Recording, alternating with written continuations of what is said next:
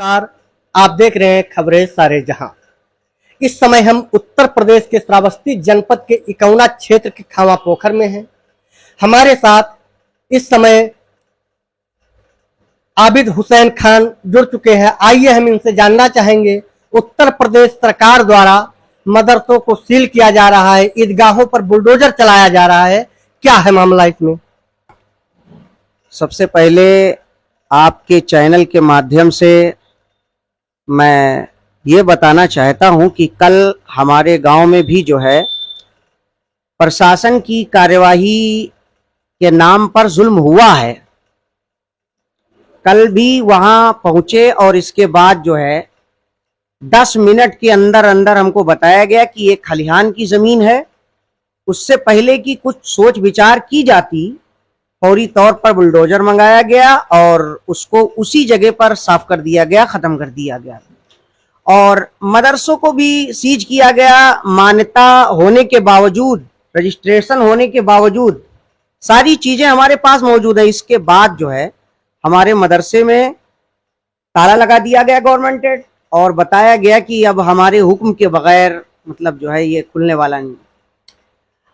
मौजूदा सरकार जो है, हम इससे एक बात पूछना चाहते हैं, क्या ये गवर्नमेंट सिर्फ और सिर्फ एक समुदाय के लिए बनी है कि अलग अलग गवर्नमेंट होती है? ये कुछ बात समझ में आ नहीं रही है, क्योंकि 2014 के बाद से जब से ये गवर्नमेंट आई है तब से सिर्फ और सिर्फ एक तरफा कार्यवाही की जा रही है। हमें यह बताया जाए कि इस मुल्क में खाली एक ही धर्म के लोग आबाद हैं, सभी धर्म के लोग आबाद हैं।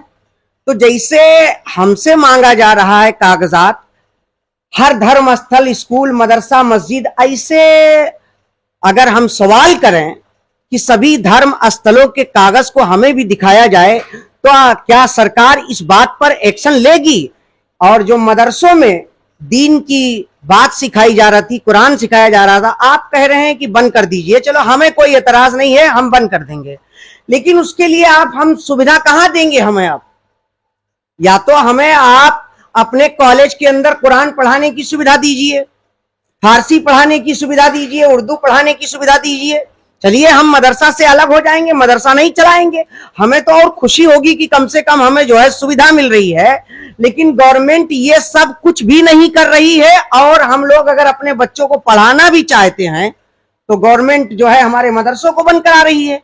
तो अब बताइए कि हम लोग गरीब आदमी हैं और प्राइवेट स्कूलों का हाल तो आप पत्रकार महोदय अच्छी तरह से जानते हैं कि ये जितने स्कूल खुले हुए हैं, शिक्षा के नाम पर धंधेबाजी हो रही है।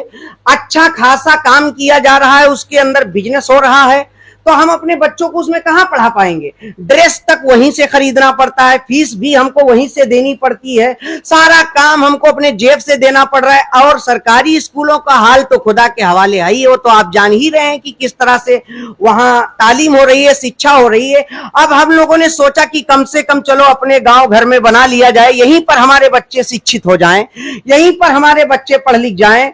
लेकिन गवर्नमेंट ऐसा नहीं चाहती है।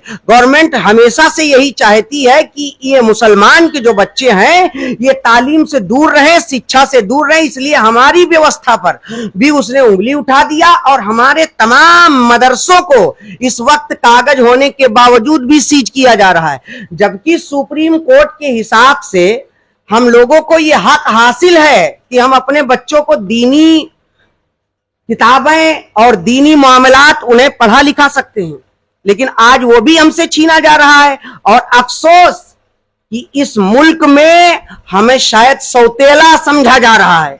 ये बहुत ही अफसोस की बात है।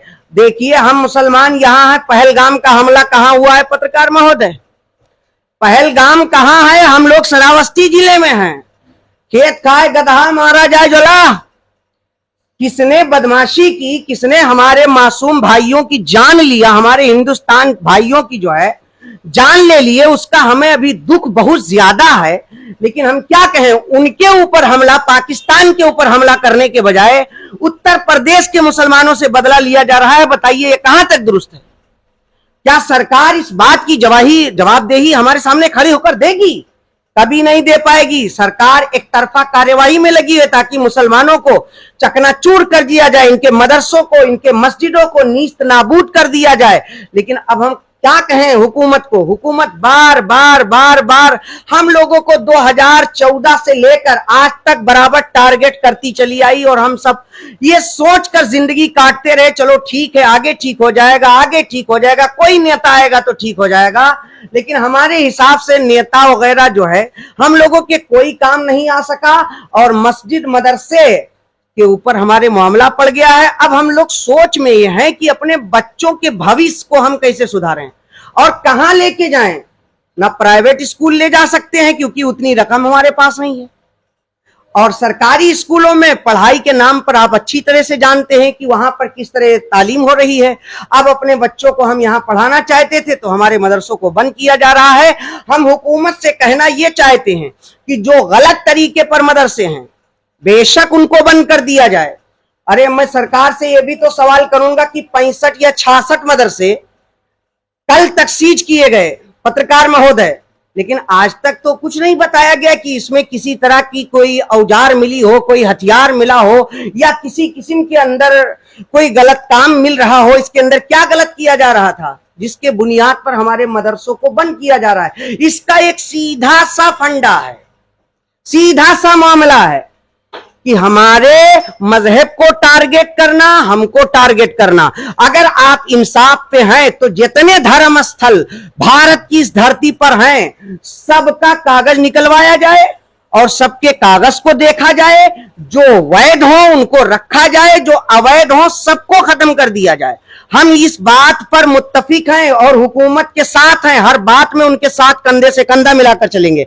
लेकिन अगर एक तरफा कार्यवाही कर रहे हैं तो ये सरकार की हमारे साथ बेईमानी है, सरकार की हमारे साथ नाइंसाफी है। पत्रकार महोदय, आप हमारी बात को इस चैनल के माध्यम से पूरे भारत में पहुंचाएंगे कि मुसलमानों के साथ इस तरह का जुल्म अच्छा नहीं है। और मैं आबिद हुसैन खां, मदरसा गौसिया, मिसबाहुल कुरान, खामा पोखर, इखौना श्रावस्ती, जिस किस्म की भी जरूरत हो इस मामले पर बोलने की तो इंशाअल्लाह ताला हम जवाब देने के लिए तैयार हैं। हमें हमारी बातों का जवाब हुकूमत हिंद से चाहिए कि आखिर हमें जीने का हक क्यों नहीं दिया जा रहा है, क्यों हमें सुकून नहीं मिल रहा है। और 2014 के बाद तो हमारी जिंदगी एकदम जहन्नम बनी जा रही है। बताइए क्या कहें हम, और हम लोग कहां जाएं और अपनी फरियाद किसके पास लेकर जाएं? हम तो समझते थे कि योगी जी आए हैं, महात्मा हैं बेचारे, तो महात्मा का मतलब होता है कि सबको साथ लेकर चलेंगे, सबका साथ सबका विकास करेंगे, हम लोग के दिन भी भले आएंगे। लेकिन खैर ऐसा नहीं हुआ, बल्कि जो हमारा था सब वो भी साफ हो गया। मैं हुकूमत से यही गुजारिश करूंगा कि इंसाफ के साथ काम ले और हमारे मदरसों को खोले ताकि हमारे बच्चे शिक्षा पा सकें। आपके ईदगाह को जमींदोज किया गया है, इससे पहले क्या आपको कोई नोटिस मिली थी? नहीं सर, हमको इस संबंध में कोई नोटिस, कोई जानकारी कुछ नहीं मिली है। वो मदरसे के सिलसिले में जा रहे थे गांव के अंदर, फिर अचानक ईदगाह की जानी मुड़ गए। अब वहीं से पता नहीं क्या हुआ, हम अपनी दुकान पे थे, साहब वहां जाके पहुंचे तो देखा कि प्रशासन पूरी तरह से आ चुका है और फौज भी आ चुकी है, मिलिट्री आ चुकी है। वहां कुछ हमारे लोग का चला नहीं, सब गिरा दिए। क्या सरकार एक तरफ तो सबका साथ सबका विकास की बात कर रही है और आप सरकार पर ब्लेम लगा रहे हैं, क्या कहना? सर कहाँ सबका साथ सबका विकास कहाँ हो रहा है, आप ही बताइए। एक तरफ मदरसों को जो है सील किया जा रहा है, मदरसों को बंद किया जा रहा है, बच्चों की हमारी तालीम खराब की जा रही है, रोकी जा रही है, और दूसरी तरफ प्राइवेट धड़ल्ले स्कूल चल रहे हैं और उसके साथ साथ और भी बहुत सी स्कूलें चल रहे हैं, उनको कोई देखभाल नहीं। हमारी मस्जिदों को देखा जा रहा है, उनके कागज मांगे जा रहे हैं और धर्म स्थलों के कागज ही नहीं मांगे जा रहे हैं। तो हम कैसे आपकी बात को मान लें कि सबका साथ सबका विकास? आप ही बताइए इस बात को।